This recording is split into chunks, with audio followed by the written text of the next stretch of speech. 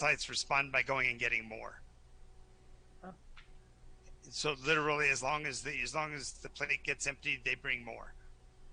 ah, Now, one thing to note is that I didn't mention this before is that sitting on the table with the food is a tiny little flag on a flagpole, and it's sitting at the bottom. I'm sorry, sitting at the top with a little flag flying. what is it a flag of? Do I recognize it at all? Just it's just a little white, looks like a little white napkin on a stick, but it's got a little tiny string attached to it to raise it and lower it like a sail, like a flag on a ship. Oh, that's cute. She lowers it and sees what happens. Well, okay, when you lower it, they cease bringing you food. Oh, okay. They have that level of intelligence, at least. Well, you do see one of them standing in the doorway watching the flags. Yeah. So she'll finish off this, take a couple of the other ones and stuff them away from Morty, not knowing, whether we'll get on the way early Sure. or greet the host in the morning. All That's right, it. so everybody goes to sleep in their appointed beds. Those of you sleeping on the road are not interfered with at all. The storm passes after a while, and there's your bedding will be a little bit damp from the runoff, but for the most part, there's very little other than the brilliant light of day and the wonderful early morning smell of petrichor from the grasses that are taking in the moisture in the area. I have a question. Yes. So, actually, sorry, I should check on this first. Never mind. He kind of wanted to wake up and see if there was any way he could see what those dancing lights were in the forest, but if it's no worry either way. I just wanted to check something. Oh, yeah. You wouldn't have been able to get close enough to them because they would have actually moved away from you as you headed down that road. I thought they would. Yeah. When you do, if you go down that path, we'll be able to pursue what evidences there might have been of their presence. Hmm. Um, the two of you that are at the house wake up to a platter full of freshly cooked meats, cheeses, more sopas, several different kinds of sauces, peppers, just a platter full of food. All right. Thank you.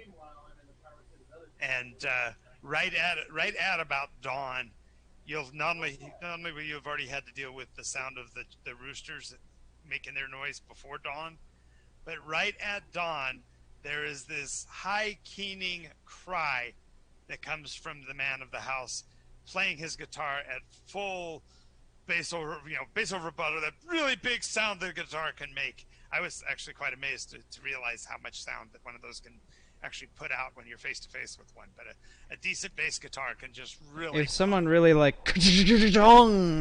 yeah, he just goes to town on it and he's going, right, absolute celebration, pure joy sound coming from the house. And the kids come running out and they're dressed in the most brilliantly colored outfits. They have these sleeves separate from their clothing on their arms. So covering their upper arm is this little poof of cloth. Then they've got they're wearing sleeveless shirts, and then the sleeveless shirts are the same bright color, and their trousers are of a clashing brilliant color as well. So if the tops are brilliant pink, then their bottoms are bright yellow. And then there's a counterpoint of deep blue at the knee and at the ankle. And you just see the joy in their life as they come pouring into the courtyard. The guy's playing his guitar like no man's business, and in front of him comes a young lady who must be his spouse or at least partner, who is carrying a huge tub, I guess you call it, a saucer, if you will. It's an oversized saucer of water. And she's not dripping a drop of it. You can see it's almost filled to the rim. And it's got to weigh probably 40 pounds. the way she's straining with it, but she doesn't drip it at all, and sits it down in the middle of the veranda, surrounded by all the plant life. Also, the sound of the guitar sends the chickens bolting out of the area, and there must have been probably 30 or 40 chickens. So, number one, the ground, you realize that the ground that looked like modeled marble now is probably just, you realize it's just large flagstones with a lot of bird poop on it. Yeah. And the kids are now running around, and the reason for the guitar burst was basically to drive the chickens out so that the kids can go collect the eggs. So the girls are out plucking the eggs from the area around. Gentleman comes to her and goes, "Welcome, welcome, friends. So glad to see you in the light of day. So glad to see that you weren't lost. It is so important that we keep our children safe, isn't it?"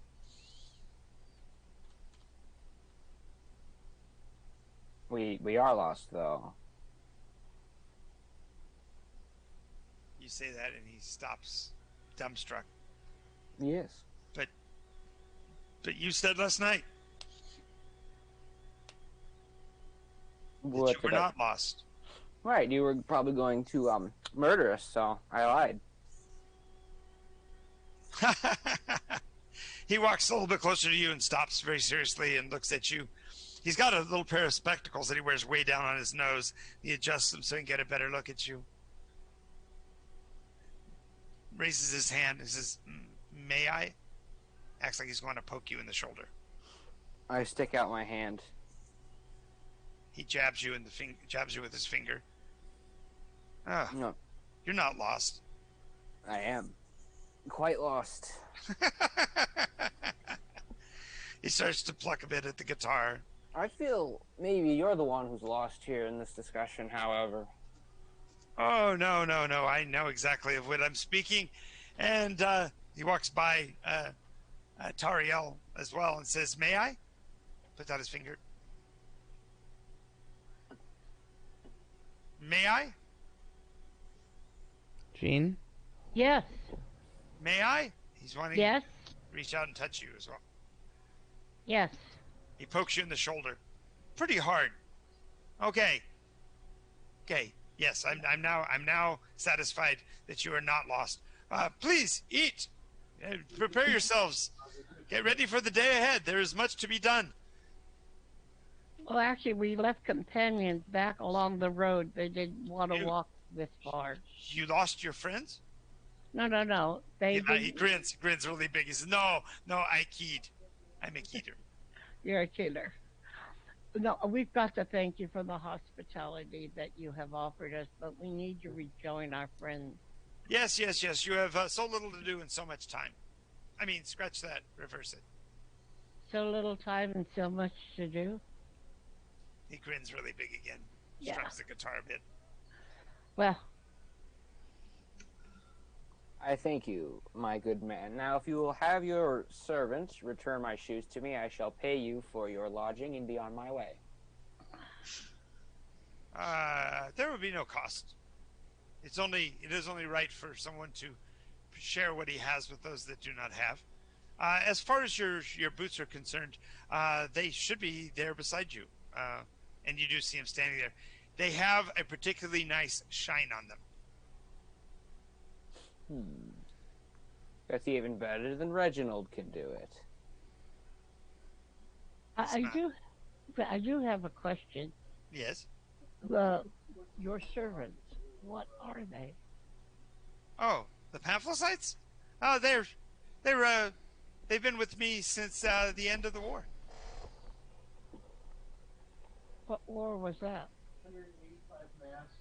Oh, the war with the Koramites.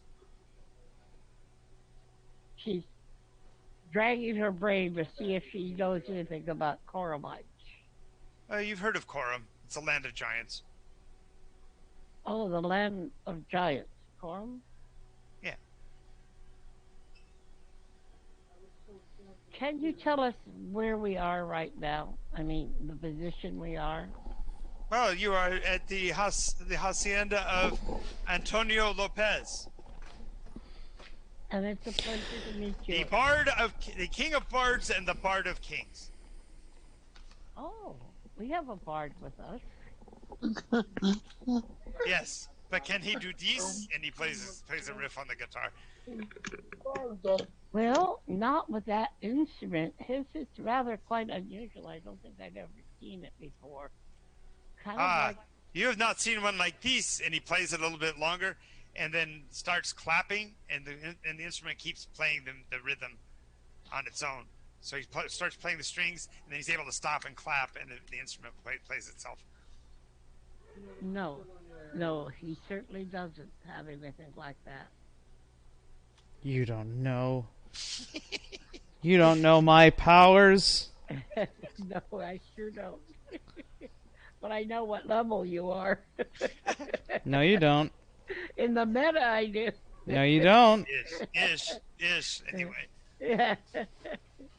Anyway, um, well, you, yes, you're but you're in, I said you're at the hacienda of Antonio Lopez, the master, the king of bards and the bard of kings, and this is the edge of the Montaran frontier. the mon- We're only but a fortnight away from World's Edge. where the heck did we get to? The other continent. The other side of the world. Oh, it's a long way home. Thank goodness. Um, Where was that again, my good man? so we're a fortnight away from World's End. Yes, Okay. You're not there. You can't laugh like that. he can laugh. He's watching. He's enjoying your discomfort at this end of the world. That's fine. Yeah. I know. Thank Where's thank that you on my very necklace, man? much for that. Would you mind if I took I know our friends don't have any fresh food. If I could have Oh, I will send. I will send with you two of my pamphletites. it's almost a mile from here where they would left them. Oh, pamphletites do fine in the open terrain. All right. We would You do have to be careful, though. They are a bit of a self-loathing people. what does that mean? Means that they are often depressed and saddened by their condition, and when it gets to extreme levels, they tend to be rather suicidal. It sounds entertaining. Oh yes, let me show you. And he walks you out to the edge of the property, out to the wall. And beyond the wall, I described it as a desert, but what looks like between here and the horizon line looks like a perfectly trimmed and cultivated field of corn. Just as the pamphlet you saw last night, they all have these huge blocky heads instead of the grain-like groups of corn like you would expect. But instead, hanging down the back of their heads are looks like shocks of wheat coming down off the back of their blocky head-like structure. At the ends of their two primary arms, they do have other branches and such, but their two primary arms end in stony protuberances that stretch almost to the ground, so that the lower half of their forearm is nothing but rock. So when they get depressed, they turn into that. No, that's these are the happy ones. The happy one. Yes, yes. You'll have to see. You'll have to see. But just the warning is this: that when they do get depressed, they tend to beat themselves to death by smashing the grains of their head with the rocks until it is flour. Oh, So, These are the original flower children.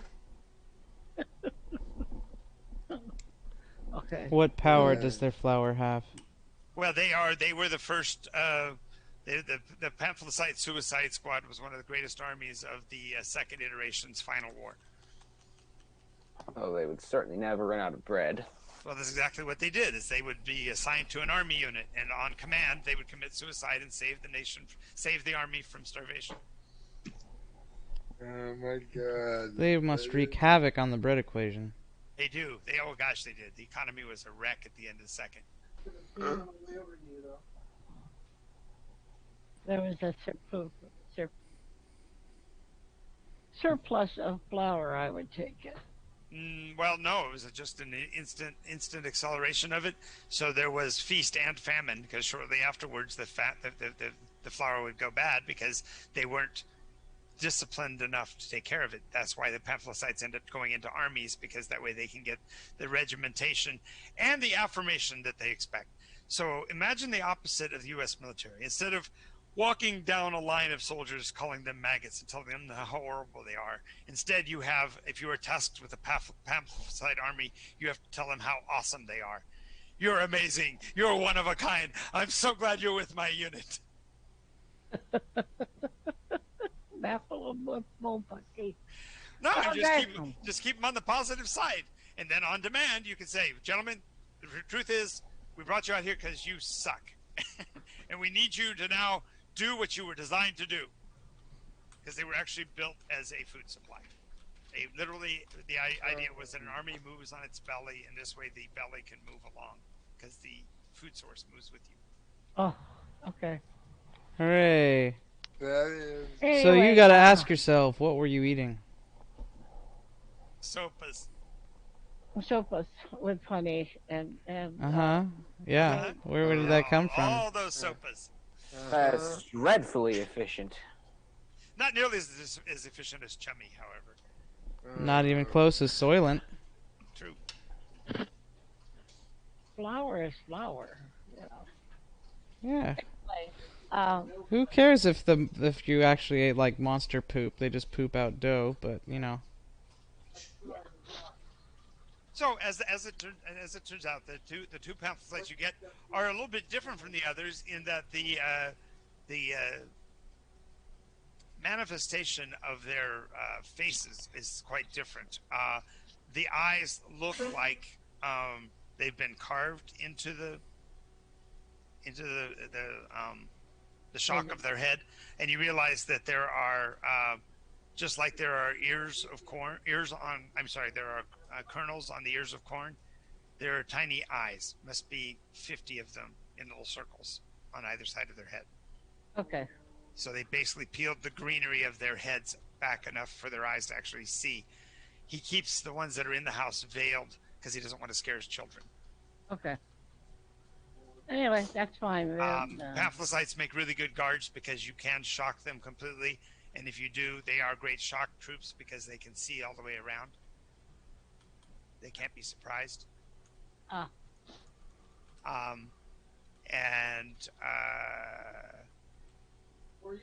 was one more thing about them. That they also tend to carry weapons that are made out of rock salt. All right. And they eat souls, by the way. Oh, I know. No, they don't eat people. They don't eat people. They digest the soils upon which they are planted. And if it happens to be in the blood of your enemies, so much the better. Okay. All right. Let us return to the other two if they have not perished. Okay. So you end up with Tom and Jerry. Tom and Jerry. Okay. Yes. Tom is spelled Thom, and Jerry is Jherry.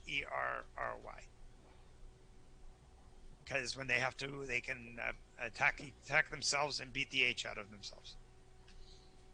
Horrible. So all of the pamphicites have an H in their name where it doesn't belong. All right. We will go back the way we came, looking for our companions. Oh, John. Oh, John. What? That's so bad. What? Beat the H out of themselves. That's the one that got you, not the rest of them. No, that one. You didn't also notice that they obviously have military because they would have colonels. Oh my god. Oh my. No. So Traxxas is sleeping in, and Yes, enjoying the morning coolness. It's quite comfortable here on a grassy knoll, the side of a road. Yeah. Anyway, we come walking back with two pamphlet sites in tow and some food. Uh, they're actually soldierly, so they'll actually be marching, and they're very, very particular about making sure that they stay shoulder to shoulder as they march along. Uh, what do you mean she gave them to us? Certainly they're going back to him, right? Nope. Okay. Okay. So, Um, I guess I didn't understand that part. Right. So when you get down to the campsite, you've got your two guys in tow. You can say you can turn around and go home. They just shake their little heads uniformly at the same time, as if they're sharing the same thoughts. They both say no. You're coming with us? They nod exuberantly with big grins on their faces. Okay, good. That's good. That's wonderful. Are you sure that's good? Where do they come from? They creep me out and I want them gone. Well, so, they're pamphlet sites. And we met a man, Alberto Lopez, who is, by the way, is a bard to a king, No, or he so is he closed. the king claimed. of bards, to be more specific. He is the king of bards and the bard of kings. I didn't vote for him. That's not how a monarchy works. Would you guys like to know where we are?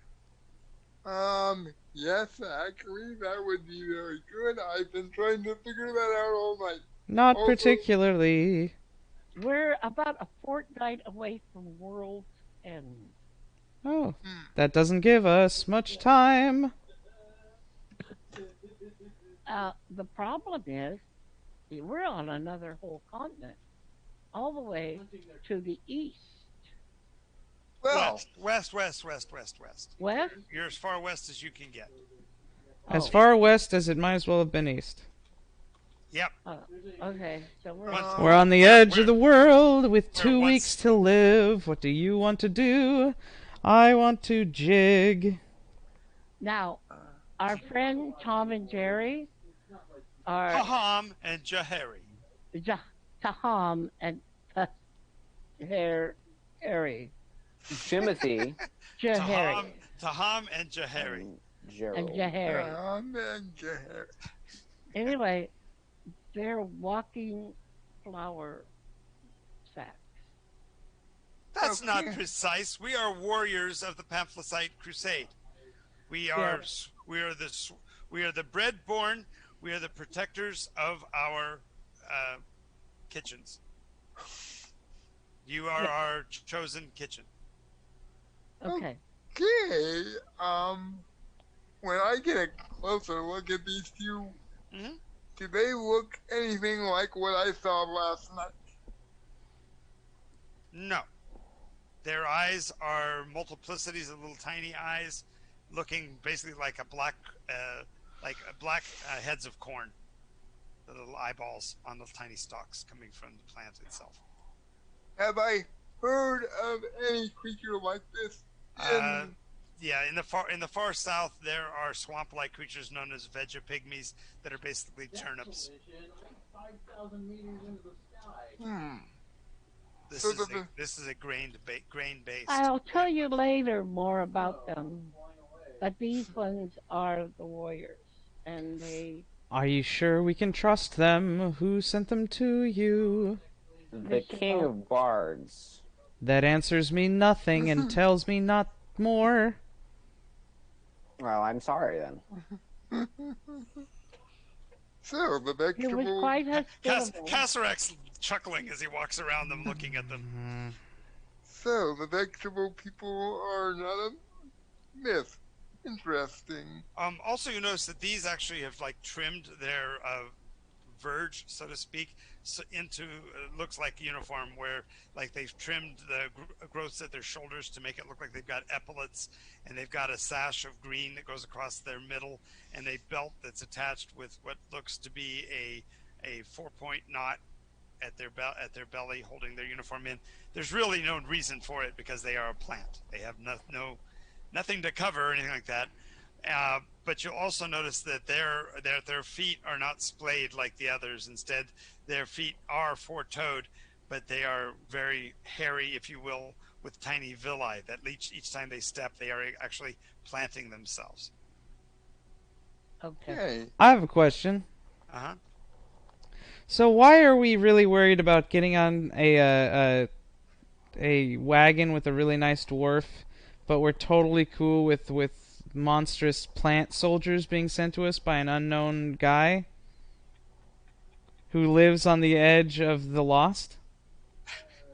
Why are we okay with that? Well, he was quite concerned with us when we said we were lost, and he had to ascertain that we were actually real. I'm And talking in meta here, Gene. It's a oh, and matter of geography, I think. Theirs is changing, not ours, so it's more acceptable. I'm talking in meta. I am eh, also talking in meta. yeah, basically because they were acceptable to him and his, and he kept his children safe and his family safe, and therefore he had servants of them, and apparently they have rather Okay, but you're not answering my question. You're reiterating the story I already know. okay. That's it. They I were. think it's just easier to lead than to follow. It was. It was perfectly normal in his world when Right, he but said the third. the only point that was being made is that it was not perfectly okay with the wagon earlier. He just thinks it's odd that You this is completely mistrusted, hated the wagon, didn't trust Bull, whatever, and then this guy, who's far more suspicious in he my fed book, her. He fed them. still. He gave them shelter. Yes, open-handedly offered hospitality, sent his servants out. Gene, don't worry about it. This is all it's all fodder for the debrief, Okay. really. So Okay. he just finds it surprising. That's I all. don't trust these things one bit. Fair enough. You can eat them. I'm not going to stop you.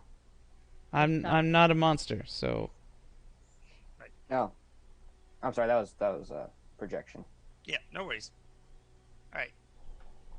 So, Kasserek, you've walked around them, appraised their plant structure. You're surprised to see that they are alive, but nonetheless, uh, unless you're going to use some kind of magics to test it further, they seem to be what they say they are. Um.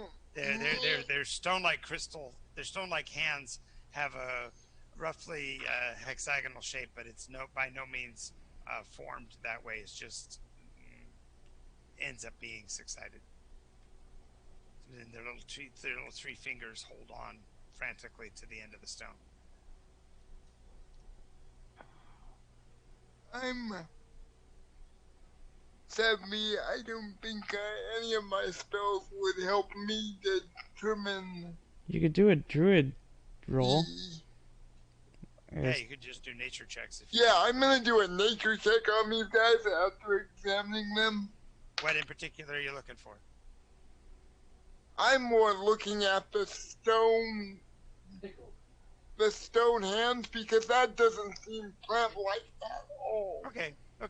I mean, basically can ask them, and they'll actually lift them up so you can look at the enzyme and stuff. You realize that it's actually yet another kind of a seed pod. It's kind of like a gourd. It's just that they take all of the minerals that their bloodstream takes in, their circulatory system, if you will, take from the earth, and deposits all the minerals and earthwork into the fists to make them stony. Okay, so that, That explains that. yeah. And that's the only thing I can see from a nature standpoint that I would find odd about these creatures. I mean, this is the first time I've seen a pamphlet personally, so. Right.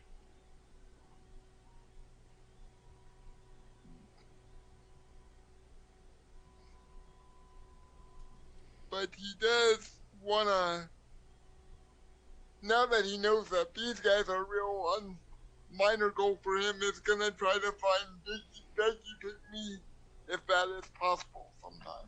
So you're looking gonna one of your goals in life is to find out how many other bipedal animal life forms there are of plant material, huh?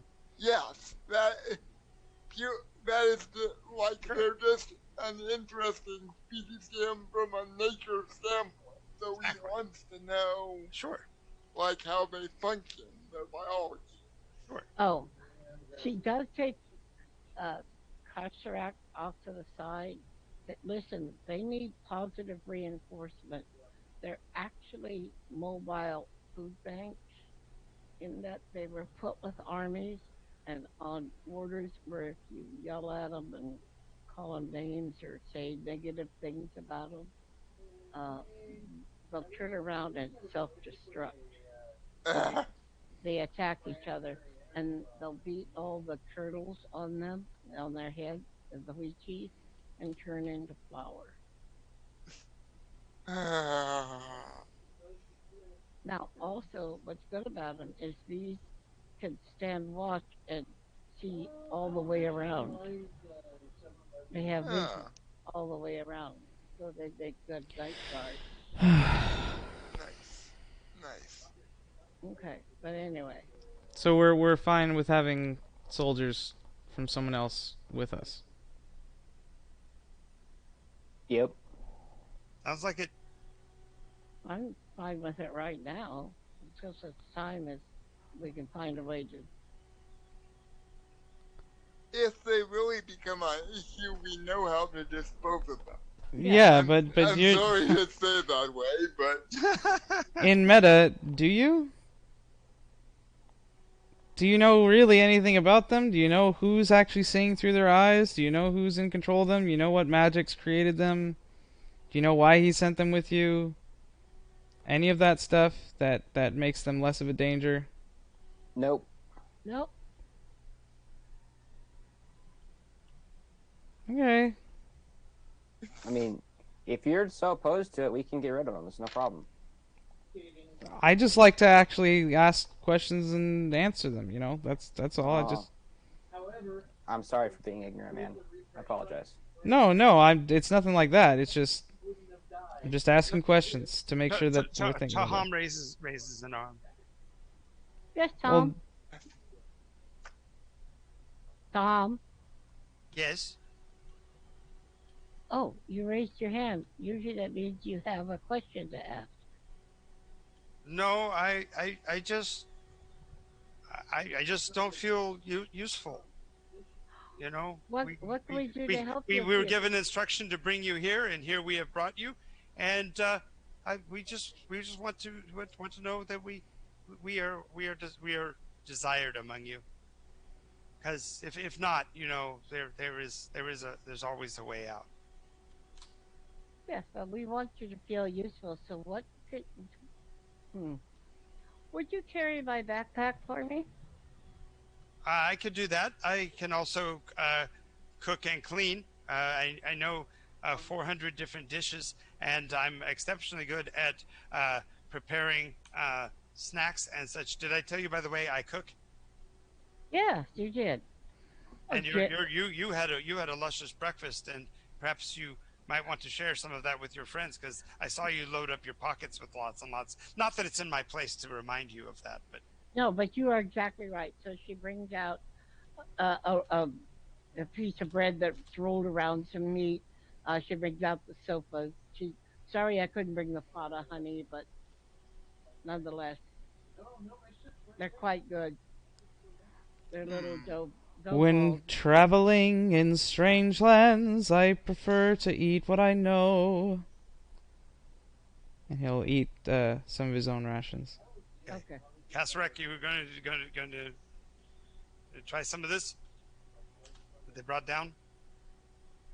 Yeah, I'm gonna give it a shot, but I'm also wanting to do just a quick arcana check on it, given Praxis' suspicions about these things. Oh, there's okay. There isn't anything arcane about it. It's food. Okay, so They're, he'll they're give it. flour. They're like. They're like fried donuts, fried sopas. It's a dough that you deep fry. As a rule for Traxxas, because he's a traveling person, Mhm. when you travel to a new place and you don't see how it's made or what it's made out of, you don't You eat don't it. trust it. I get it. That's fine. But I'm just saying they brought fruits and vegetables and stuff too. It wasn't all just Yeah, prepared. no, it's all good. I mean, I did cast Identify on it. Yep. I'm gonna give it a shot. Yeah, but you, for clarification, Max, you hadn't told these guys that until just now. So, That was the meta. I still Right. haven't told them. okay, fair enough. So anyway, Kasarek, eat some wood. It's good stuff. Okay, so the choice still remains. The fortnight direction would be back towards the house and beyond. So you're moving actually facing at least away from World's Edge. Hmm. Well, what's that world's edge? Do we know? The edge of the world, seas unending, into the blackness and the deeps. A horrible thing where it sleeps.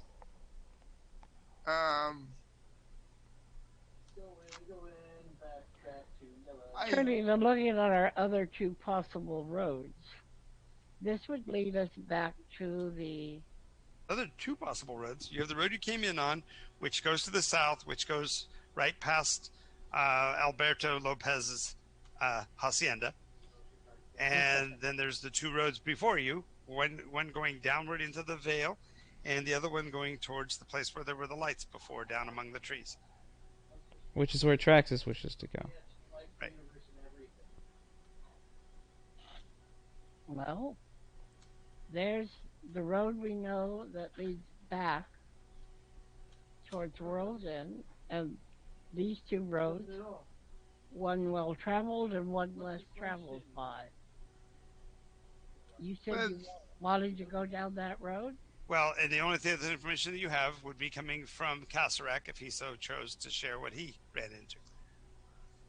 um when I went down into the vale, there were the. I just wanted to see how the natural order of things in this valley were going. It seemed okay, but I found when I used the produce flame spell because I was having a hard time seeing that there were these like two or three weird bipedal creatures with oddly shaped heads and strange slanted eyes, Oh no, oversized, really big unblinking, eyes. unblinking round eyes. On it was actually kind of creepy, but I think they were creeped out as much by me. But I would like to, if possible, find out what those things were and see, because those eyes did not seem of this world, at least not to me. These eyes are crying. These eyes have seen a lot of love, but they're never gonna see another one like they had with you. I don't know that song. Good. I'll have to find it for you. I like it. Anyway, 60s, 70s, okay. 70s song. Then I think it comes down to a fight. Praxis would like to go down and investigate the woods, and Praxis wants to go down the strip of road to the right. I think you just said the same name twice. He Praxis, did, but I Praxis knew. and Kasarek. We knew who she meant.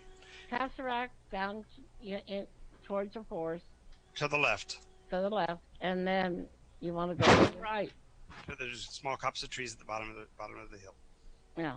Into the deeper place. I mean,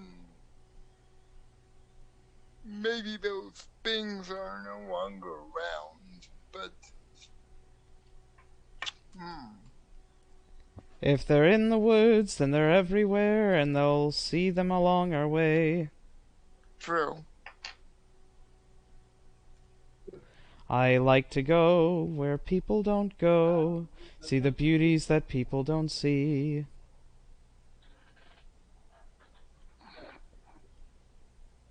Look, I have no one way or the other. So the best thing you do is if you have want to go that way, state your piece, and if you don't want to go a certain way, state your piece. Me, I think it's been stated. It's just a matter of making a decision. yeah. Well, Because Trax starts to go down that way because no one's saying no. It's clearly no one really cares one way or the other. I'm impartial.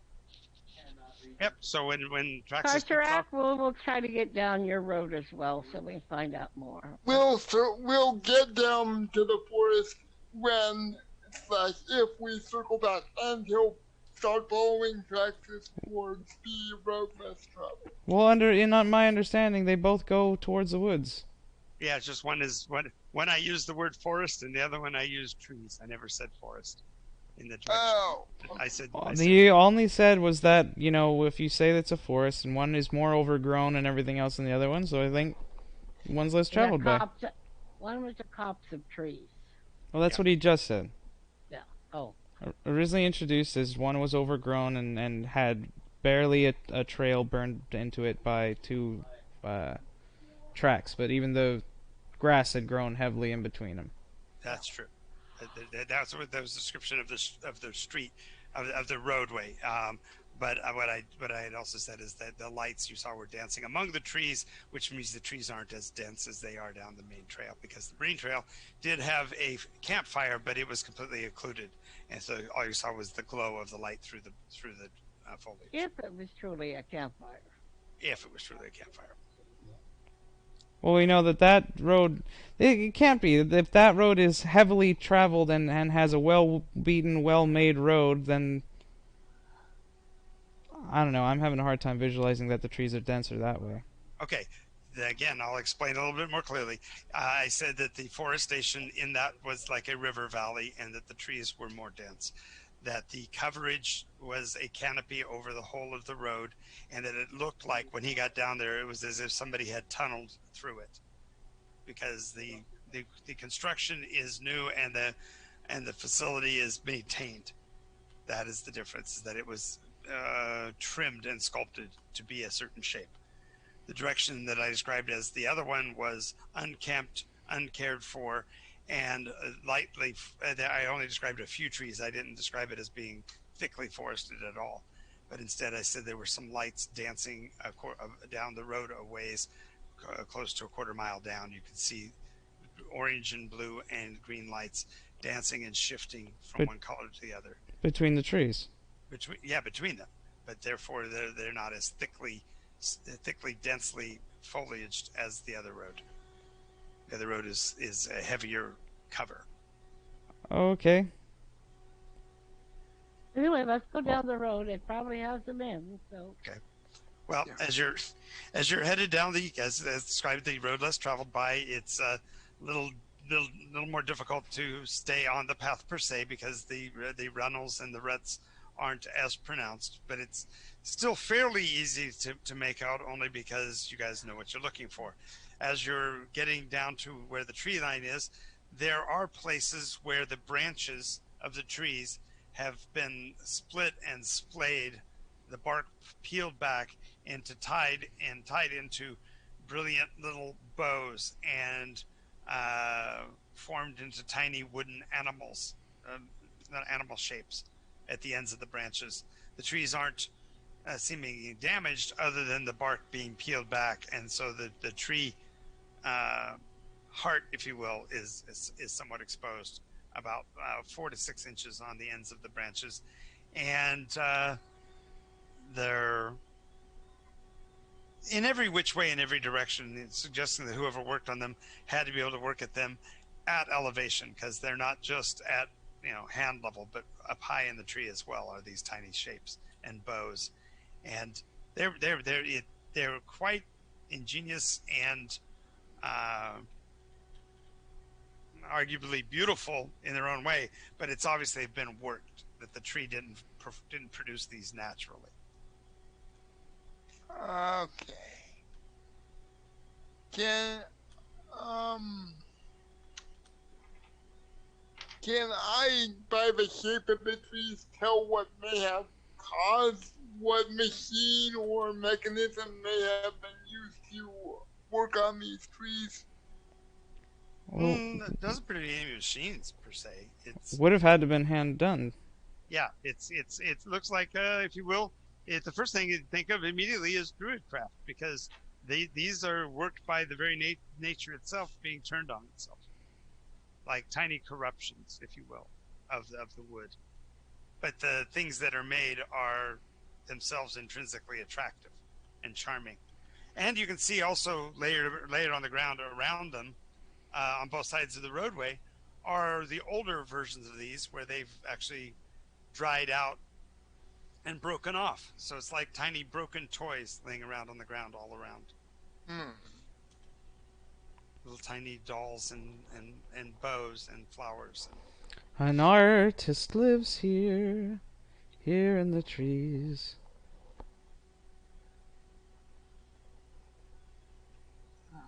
As the path continues onward, it turns slightly more eastward and starts to climb up into the hills, uh, heading almost due south by the time you get a mile down the road.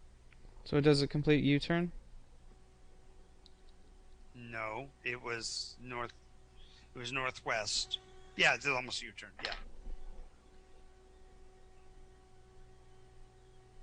but it's going due south, whereas the other one behind you was well, you don't know because you just appeared on that road. So it does. It looks like it's basically coming back to parallel with the other road, but headed southbound. The continuation of the little plants and everything goes on for close to half a mile, and then when the types of trees change from deciduous aspens and birches to conifers uh, and such, apparently they can't be worked the same way, so there's no longer any of the plant weirdness. Huh. Okay. So it must be something about the type of trees. Could be druid crafted or whatever. Soft trees with soft bark are easy to bend. But pine is soft. Fir is fairly soft. But they don't have the same branching capabilities. There aren't real branches to the trees. Instead, they're just, if you Bushy. will, bushy. You're right. And Like like their bark isn't soft, their bark is hard and brittle. Yeah, yeah. cracks and breaks easier. It's called So a it softwood, but it's not for any real reason that it's It's quick to cut with a saw. That's where it's called softwood. Hmm. Easier to lumber than the harder woods. But pine is also softwood, but the problem with pine is it's also very sappy, so it tends to gum up the teeth of the saw and such. but Yeah. even then it has the crunchy bark that Yeah, like scabs. exactly. Exactly. I hate that bark. Yeah, it doesn't work well for this On kind of the old ponderosa pines, they can get Mhm. 6 or 7 inches thick. Yep, or the lodge poles too, big ones like that. Yeah. So as we get deeper, Yeah, there. so as the tree line changes, it's not that there's an increase in the number of trees. It's just that the circumference of the base becomes larger because of the nature of a pine tree compared to a uh, deciduous tree.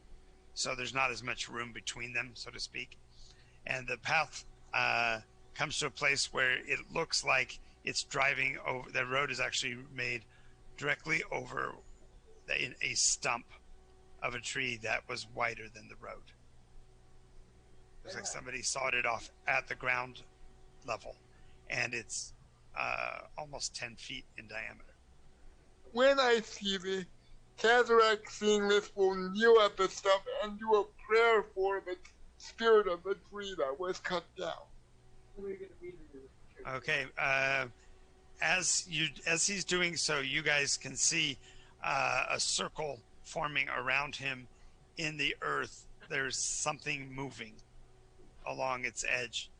Go ahead and make a perception test to detect what it is that's actually going on around him. All of Okay. us? Yeah, all of you can make the check. Just literally, you're looking at the circle as it's forming. So I assume I can't do this because I'm too concentrated on. Right, you're doing your ritual, and they're watching. Okay. DC is only 13. Anybody above a 13? I passed. I pass. I passed. Okay. Yes, you see insects, not just ants, but beetles and such, forming a circle around him, climbing over each other and building like a 2-inch wall of insect around him. But they're not crawling on him. They're No, keeping. They're staying roughly 3 feet from him. Well, then I see no reason to interfere because it must be part of his magic. Well, as he's doing his thing, you notice that there is a raised portion in the center of the tree trunk that is kind of being forced out. It's like the very center, the heart of the tree, is pushing something black up and through its surface. Black? Yes. About 8 inches in length. There is a seam along it, along one axis, so it's kind of like almond shaped, but it's shiny black and has a thin strip of red softness, if you will, around the outer edge of the periphery of the plane of symmetry. Traxxas begins to play a high tremolo, tense sound like, and gives everyone inspiration. Okay, and it actually rises up out almost monolithically, and then when it gets up high enough, it just falls on its side and rocks a little bit, sitting on the surface of the roadway.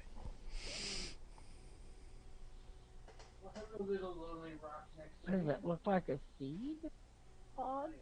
Looks exactly like a seed, like a giant watermelon seed, for lack of a better term, or even like an almond, but it's got that red seam around the outside edge, and around the red seam, looking closer, is a bright yellow line on either side. It seems to be the terminus of the surface of the edge of the seed, so to speak. Okay. What in the blazes is that?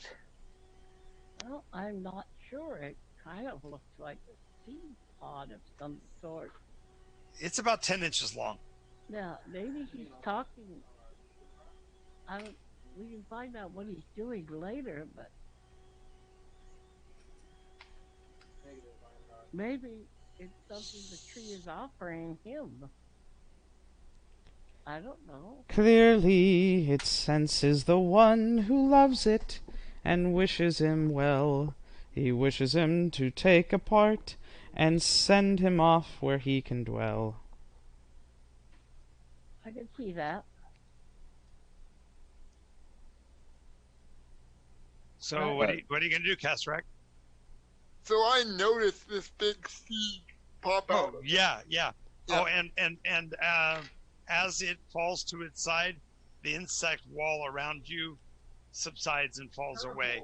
But you do notice that at that point that they were completely circling you. I'm gonna first do a nature check on this large seed to see if I can identify anything about it. Sure, go ahead and make your nature check. That would be a 22. Yes, it's definitely a seed. It's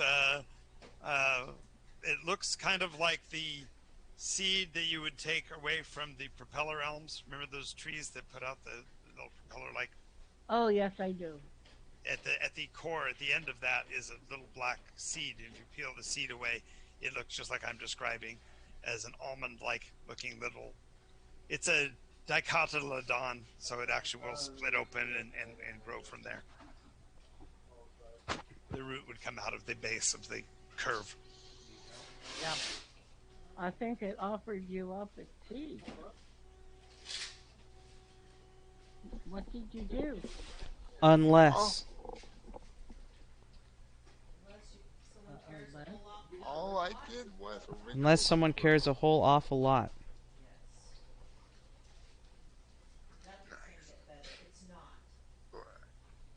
explain yourself. What do you mean by cares? Just a So second. I'm gonna. I Nothing's gonna assume. get better. It's not. There's something you ought. If you don't know, I'm quoting the end of the Lorax. Yes, that's When he right. gives the last truffula seed.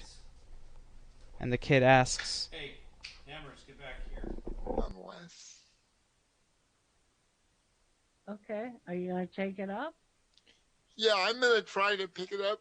Okay, Uh, it weighs about 10 pounds. Very moist. I mean, the outside of it, the slime, it's not really slimy, but it's kind of slick, and you can feel the amount of moisture in it. It more than likely has to you probably have to maintain that moisture in some yeah. fashion.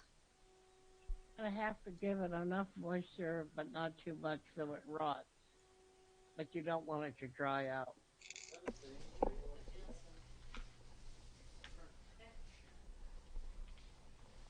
Okay. So you got this big seed thing you got from the center of the tree in the middle of the road less traveled by.